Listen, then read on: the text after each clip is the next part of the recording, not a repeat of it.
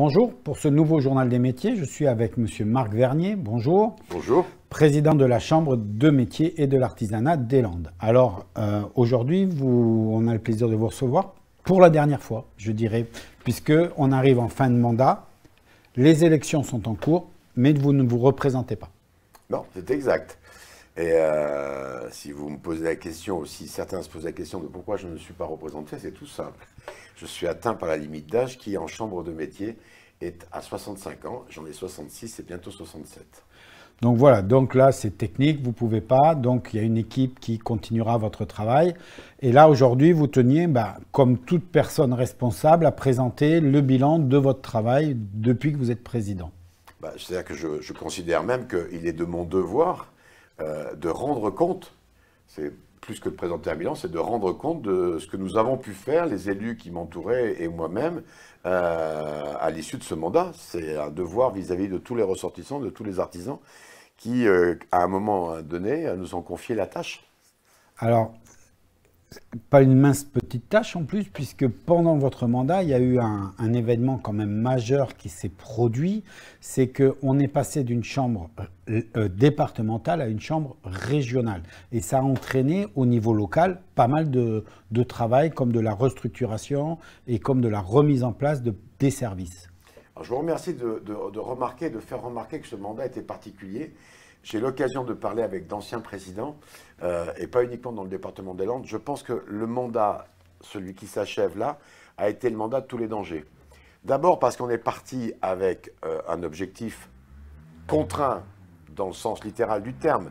Ça ne veut pas dire que je l'ai subi, ou que nous l'ayons subi, mais contraint par la loi, puisque, au demeurant, et contrairement à ce que d'aucuns pourraient penser, le fait de régionaliser le réseau, c'est la volonté de la loi.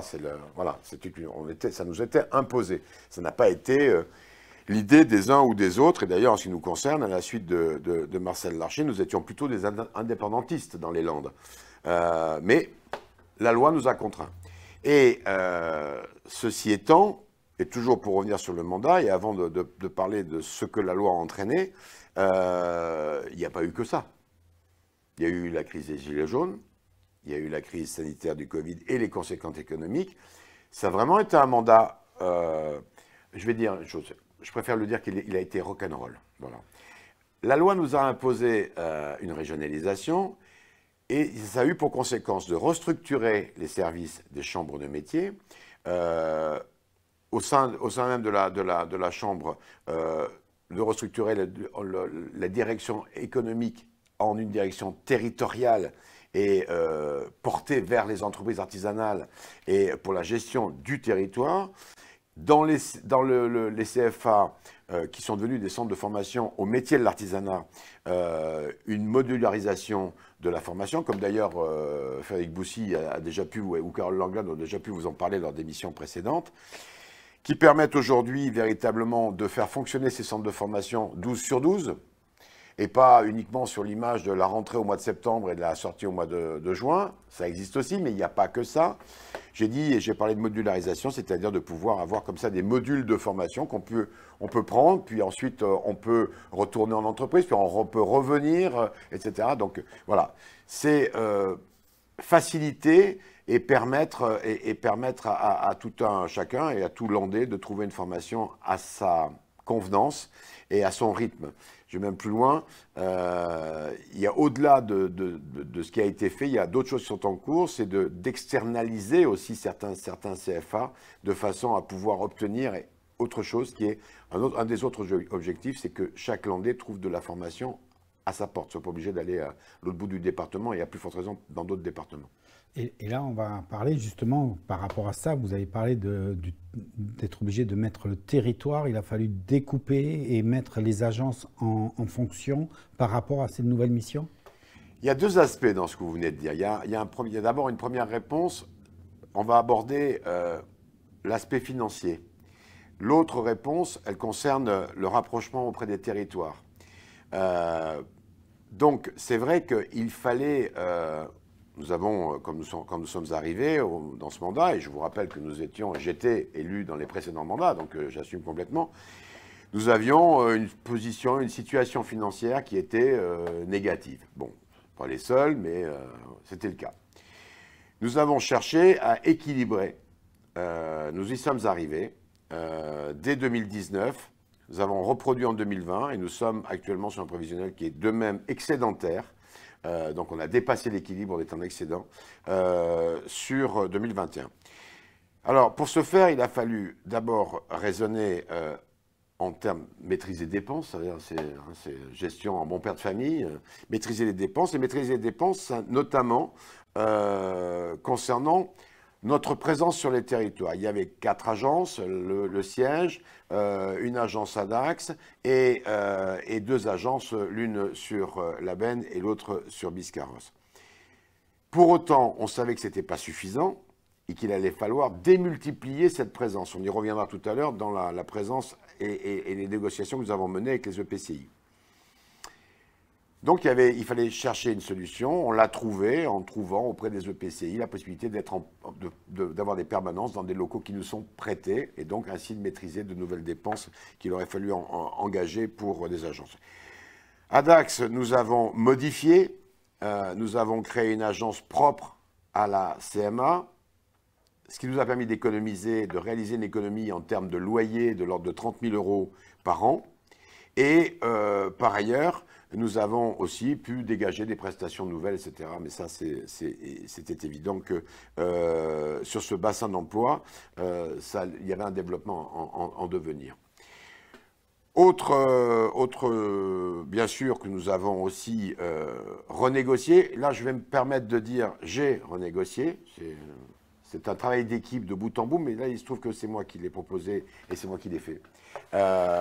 Grâce et avec l'appui, bien évidemment, de notre directeur financier et de notre expert comptable aussi, commissaire aux comptes, j'ai renégocié les emprunts que la CMA avait auprès des banques, ce qui a permis de réaliser aussi une économie de l'ordre de 200 000 € sur la durée d'intérêt et de raccourcir la durée des emprunts. Toutes choses qui permettaient de resserrer les dépenses et la gestion de la chambre. Et puis enfin, dernier point, réhabiliter l'ex-CFA pour faire d'un bâtiment qui coûtait de l'argent un bâtiment qui rapporte de l'argent. Aujourd'hui, les 2 tiers sont loués. C'est devenu un ensemble immobilier appartenant à la Chambre, bien entendu, mais loué pour les 2 tiers environ. Et ça s'appelle maintenant l'ensemble Pierre Mendès France, dont vous êtes d'ailleurs le locataire, Thierry Land. Dans laquelle on est, oui, exactement. C'est notre antenne à Mont-de-Marsan. Donc justement, le patrimoine a été réutilisé, donc vous avez fait des économies. Et vous êtes attaqué, puisqu'on parle de TV Land, à la visibilité aussi de la Chambre. Vous considériez que vous n'étiez pas assez présent ou pas assez concerné ou qu'on venait pas assez discuter avec vous? Il est moins que de visibilité ou de médiatisation, ce qui paraissait évident. En tout cas, c'est comme ça qu'on me l'a livré et c'est comme ça que moi je l'avais un peu constaté pendant les mandats précédents, parce que c'était mon 3e mandat. C'est qu'en tout cas, la Chambre de métier et de l'artisanat, qui pourtant est la seule légitime à représenter aujourd'hui les 12 086 au 31 décembre dernier artisans, n'était pas forcément présente dans tout ce qui concerne aussi ce pan de l'économie qu'est l'artisanat, qui est quand même la première entreprise de France. Donc c'est vrai que pendant notre mandat dernier, nous nous sommes efforcés de rentrer en contact et d'imposer nos services et notre visibilité et notre participation dans différents comités, conseils d'administration, auprès de l'État, etc. Bien sûr, c'est aussi passé par une médiatisation à laquelle vous nous avez permis aussi d'accéder, puisque nous avons créé ensemble le Journal des Artisans. Et je pense, oui, que cette visibilité était nécessaire. En tout cas, je constate aujourd'hui qu'elle a permis à la Chambre d'être à la table des négociations, y compris dans les crises que nous avons traversées. Et j'en suis plutôt content.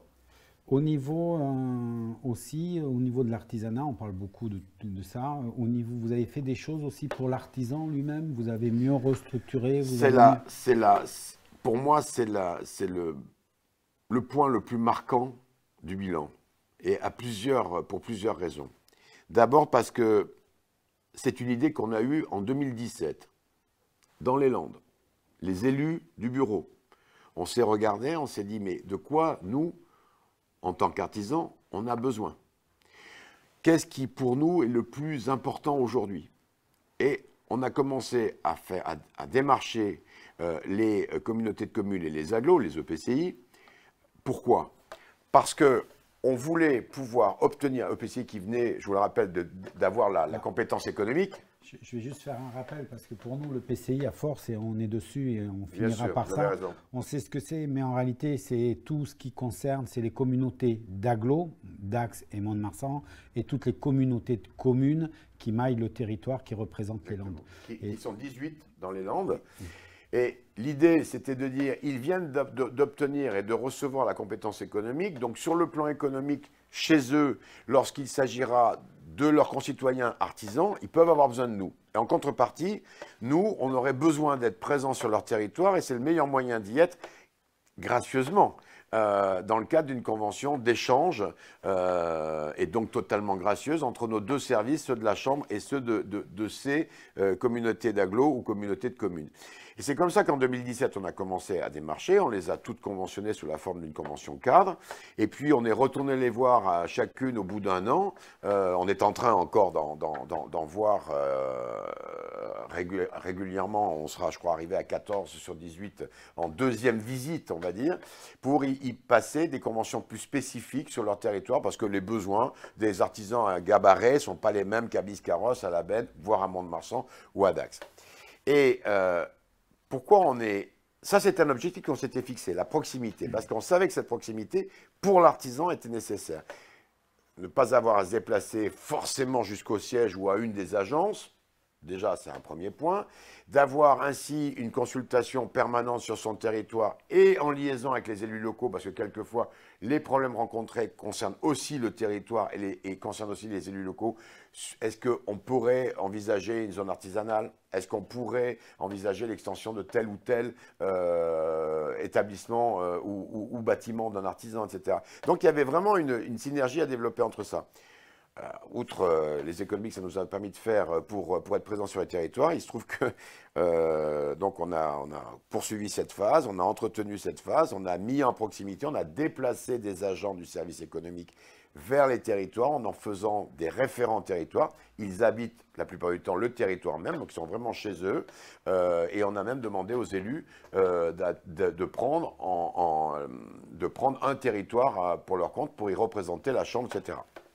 Le 16 février dernier, ça c'était 2017, 2018, 2019. En 2020, on a concrétisé. Le 16 février 2021, on a appris, comme tout un chacun, qu'il y avait dans le réseau un décret qui venait d'être pondu et qui a eu un décret d'application, je crois, il a été connu le 18 février, qui dit « Tout le réseau des chambres de métiers devra fonctionner dans l'avenir sous forme de commission territoriale ». Pour créer des commissions territoriales qui, en gros, sont sur la base des PETR. Alors, j'explique, les PETR, c'est les 4 pays, on va dire, tels qu'on les concevait, et qui regroupent eux-mêmes des EPCI, des comités d'agglo ou des comités de communes.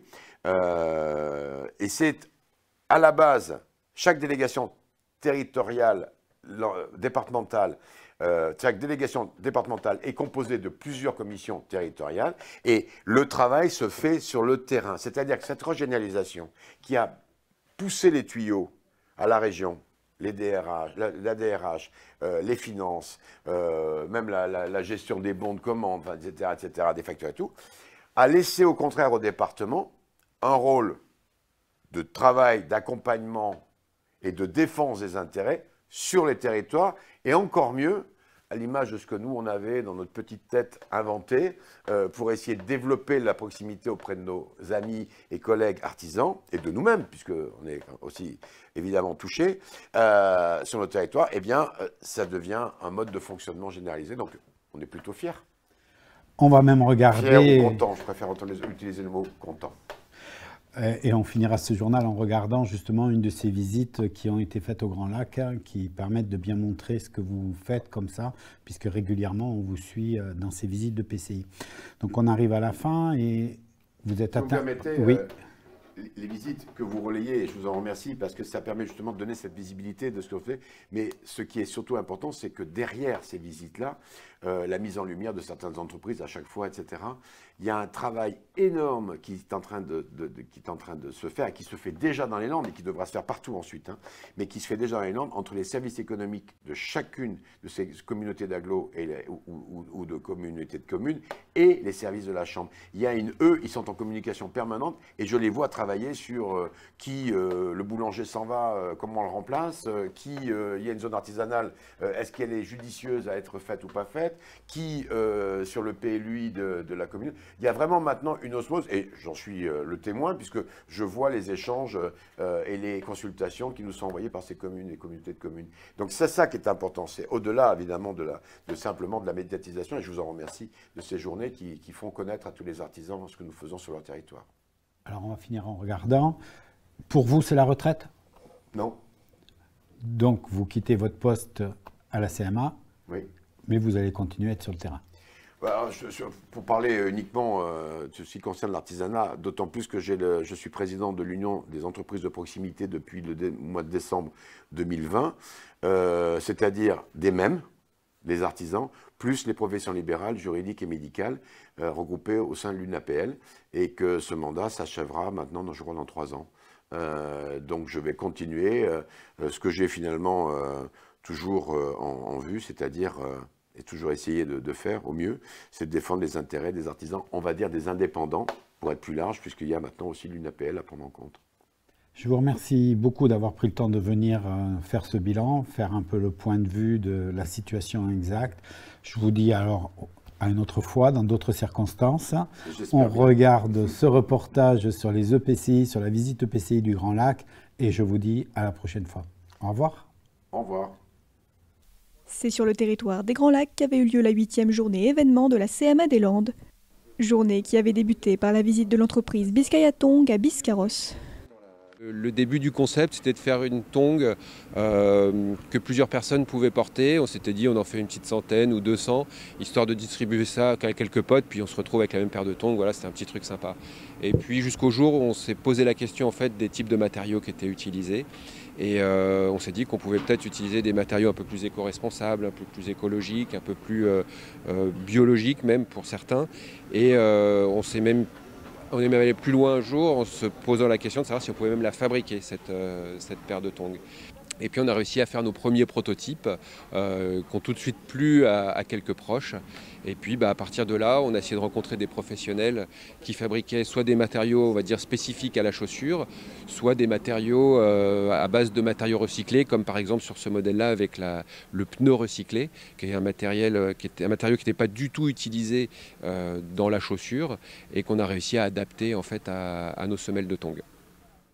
Puis les élus de la CMA et de la communauté de communes avaient pris la direction de Parentis-en-Born pour visiter l'entreprise JMD, métallerie, serrurerie, ferronnerie. C'est une entreprise de métallerie, ferronnerie. Tout ce qui est en rapport avec l'acier, des petites structures. On va de la grille de défense en passant par le portail, escalier, les carports, et verrières. Tout ce qui est métallique, et voilà, en rapport avec le métal, c'est très diversifié. Nous avons 2 salariés et un apprenti. Alors, un des 2 salariés, il est passé par l'apprentissage aussi. Et suite à son obtention du diplôme de BP structure métallique, je l'ai embauché. Donc, du coup, j'ai repris un autre apprenti.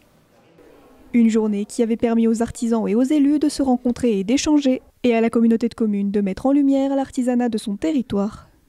Je pense que nous représentons à peu près 10% de l'artisanat landais, rien que sur notre territoire.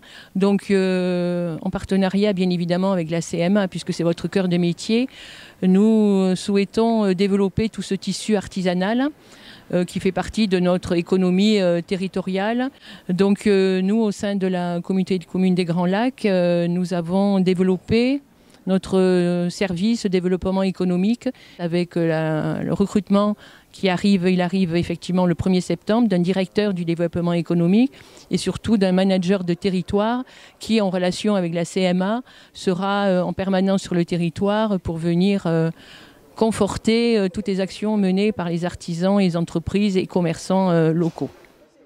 On a pu parler des problèmes par rapport à l'apprentissage, par rapport à tout ce qui est papier, autorisation de travail, Parce que là, on a un apprenti qui est étranger, et du coup, c'est très compliqué pour les dossiers. Et du coup, on va être aidé par la Chambre des métiers. Je ne pensais pas qu'ils avaient déjà mis point dessus par rapport à ce souci-là dans d'autres entreprises. Et ils nous ont dit qu'ils allaient s'en occuper et essayer de voir avec la préfète pour essayer de faire avancer ces dossiers, parce que c'est vraiment une lutte pour arriver à embaucher un ouvrier étranger, que c'est compliqué.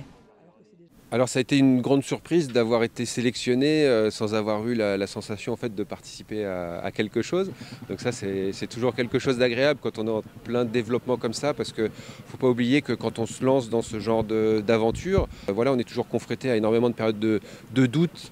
Et là ce genre de témoignage, ça fait ça réchauffe et ça donne un petit coup d'élan supplémentaire. Il y en a un certain nombre qui sont déjà tous équipés avec les Biscaya. Certains sont même des testeurs hors pair.